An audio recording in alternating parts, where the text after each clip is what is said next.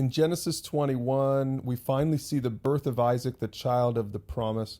It says in verse 1, the Lord visited Sarah as he had said, and the Lord did to Sarah as he had promised. And Sarah conceived and bore Abraham a son in his old age at the time of which God had spoken to him.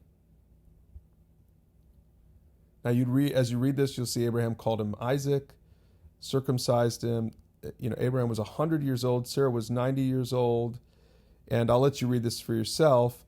But on to the next section in this chapter, we see then that Sarah saw the son of Hagar, the Egyptian, she's talking about Ishmael, whom she had borne to Abraham, laughing. Now, probably verse 9, this is what Paul was talking about in Galatians 4 when he said that the son of the slave woman, Ishmael, persecuted the son of the promise.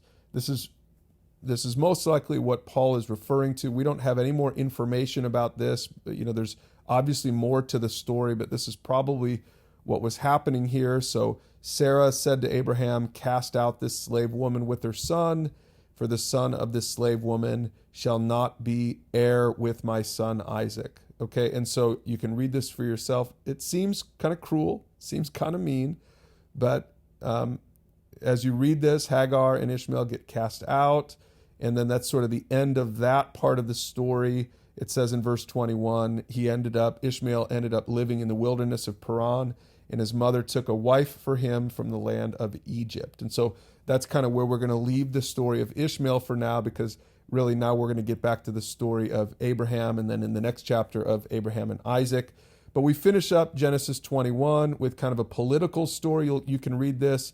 Abimelech once again. Abraham kind of makes a deal with Abimelech. And then at the end of chapter 21, we see Abraham is sojourning in the land of the Philistines. It's kind of where we leave him for now. And just kind of pay attention to the fact that Abraham was still a nomad.